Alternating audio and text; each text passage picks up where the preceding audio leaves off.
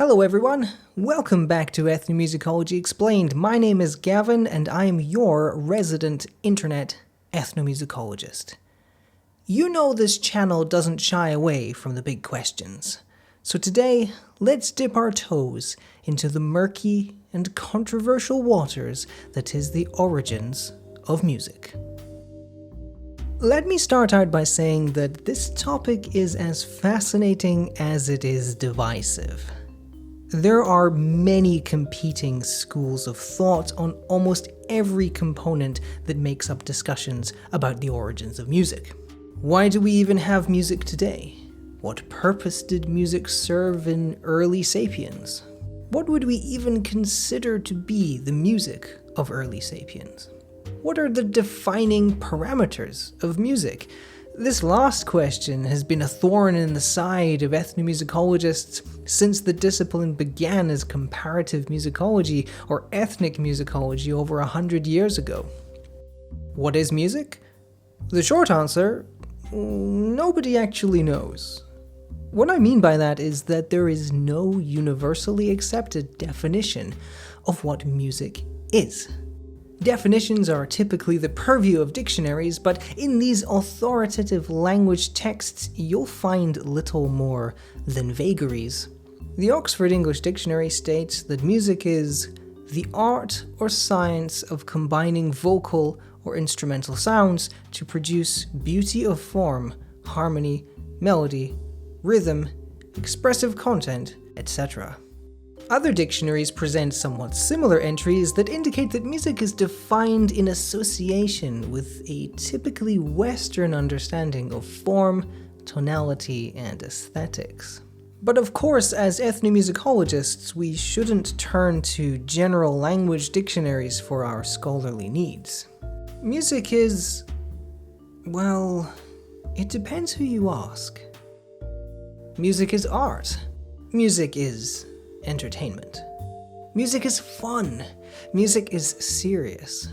Music is business. Music is leisure. Music is exclusive. Music is participatory. Music is expressive. Music is mathematical. Music is often compared to language in its ability to communicate meanings, usually emotional or affective.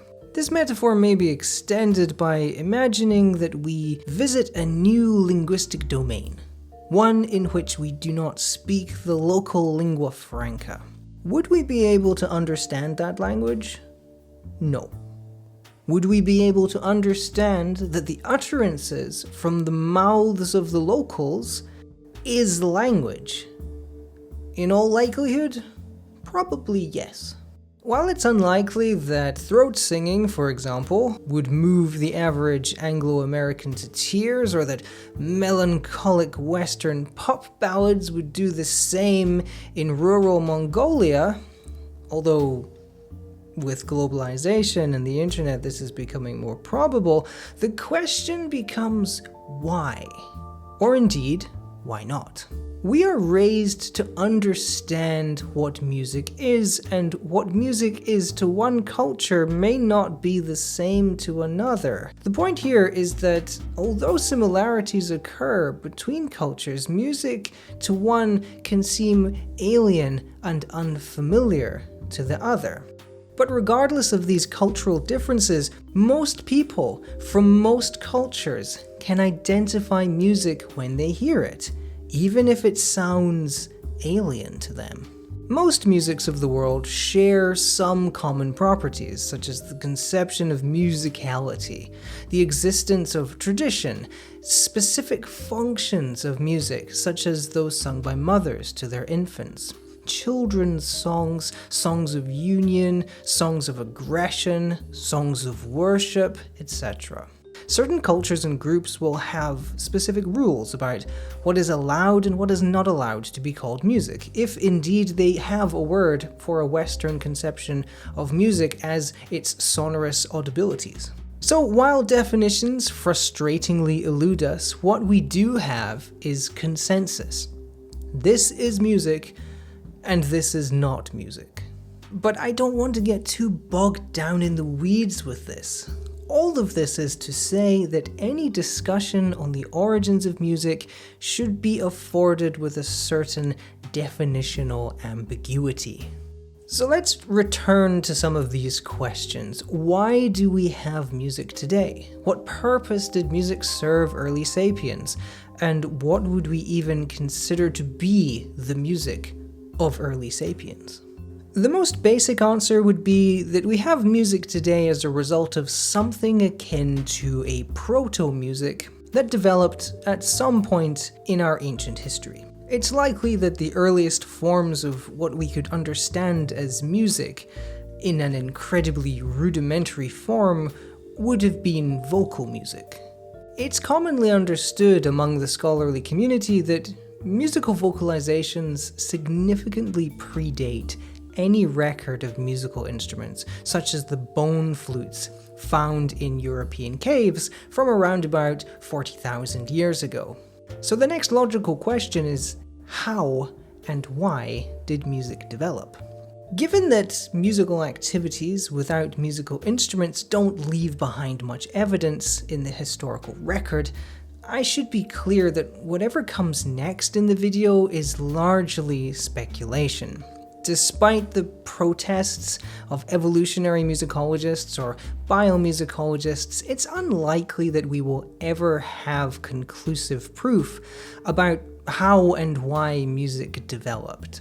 But let's look at the best educated guesses that we have. Consider the following. If our understanding of what music is largely culturally defined, why do babies, who are not yet old enough to have learned what's musical and what's not musical, move their bodies to music? One suggestion might be that babies are not actually responding to music per se, but to rhythm.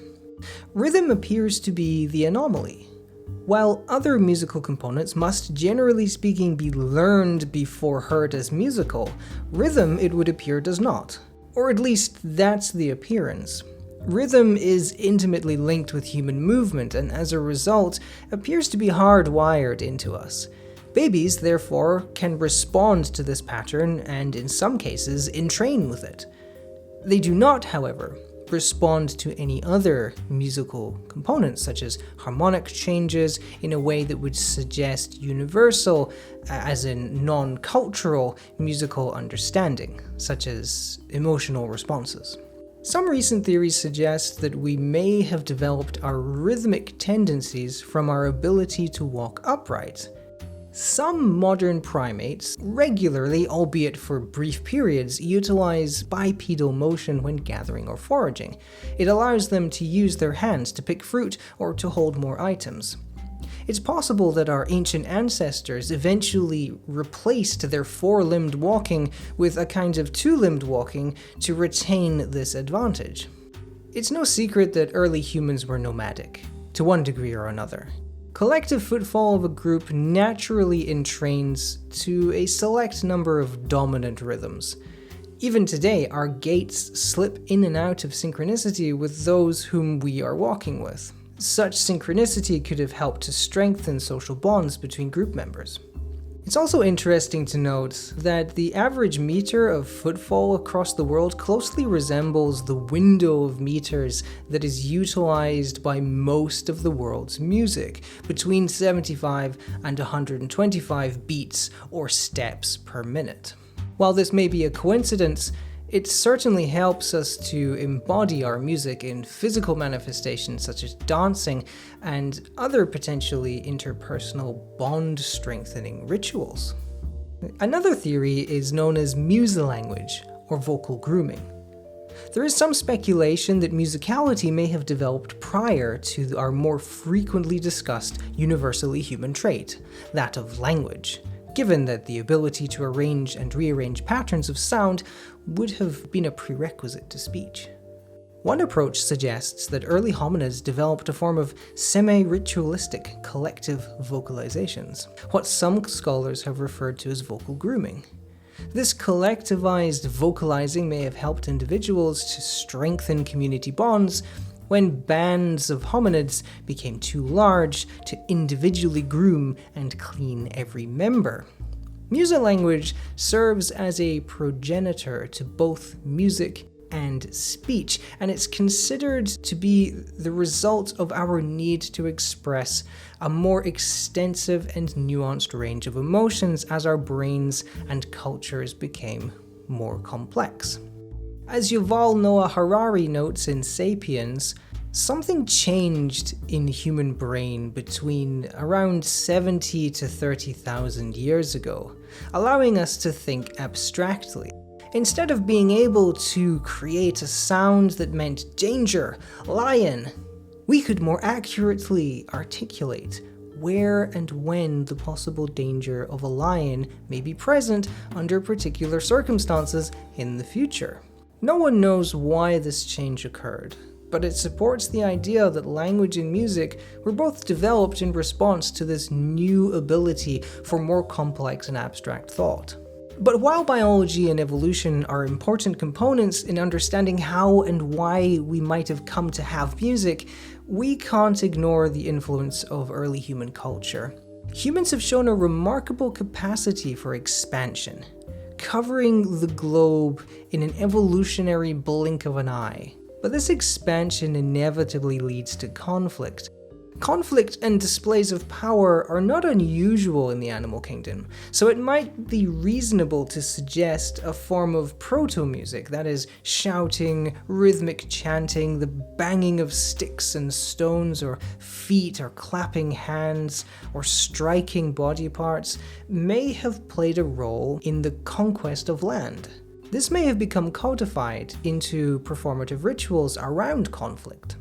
All of this is to say that the development of music was probably a complex matrix of rhythms, vocalizations, newly acquired modes of thinking and feeling, community cohesion, conflict, emerging belief systems, and more that coalesced into a sonorous mode distinct from speech.